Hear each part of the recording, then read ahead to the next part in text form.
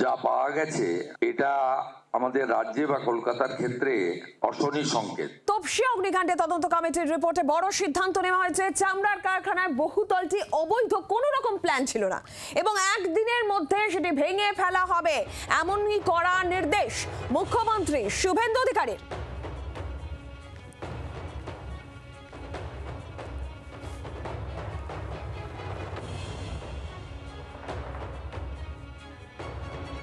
গতকাল তিলজলা পিএসে অগ্নিসংযোগ এবং দুর্ঘটনা ঘটে। 4টি দপ্তরের সমন্বয়ে একটি কমিটি করেছিলাম। এই কমিটি রিপোর্টে যা পাওয়া গেছে এটা আমাদের রাজ্যে বা কলকাতার ক্ষেত্রে অশনি সংকেত। ওই অবৈধ ওয়ার্কশপ বা কারখানায় কোনো বিল্ডিং প্ল্যান নেই। The basic norms of fire এবং ইলেকট্রিসিটি সেগুলো ওখানে ছিল না, কমপ্লিটলি অবৈধ। আমরা বিদ্যুৎ সরবরাহকারী সংস্থাকে পার্মানেন্ট ইলেকট্রিক ডিসকানেকশন করার অর্ডার দিয়েছি এবং সিএসি কে বিদ্যুৎ সচিবের মাধ্যমে জানানো হয়েছে যত এই ধরনের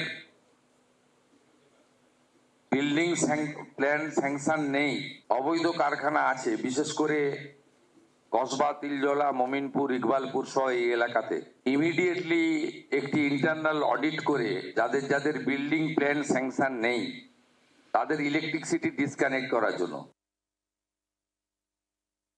পৌর নগর উন্নয়ন সচিবকে নির্দেশ দেওয়া হয়েছে একদিনের মধ্যে ওই অবৈধ স্ট্রাকচার ভেঙে ফেলার জন্য কেএমসির উদ্যোগে কলকাতা পুলিশের সাহায্য নিয়ে, এবং একইভাবে কেএমসি কে বলা হয়েছে এই ধরনের অবৈধ বিপজ্জনক কারখানাগুলিতে জলের লাইন কেটে দেওয়ার জন্য। আমরা এতে জিরো টলারেন্সের নীতি নিচ্ছি।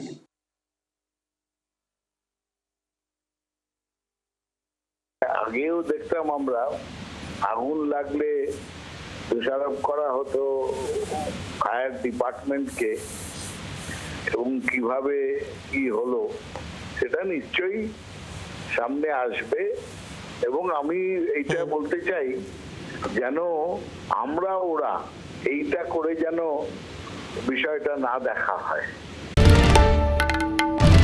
বাংলার আওয়াজ, বাঙালির আবেগ, জি 24 ঘন্টা।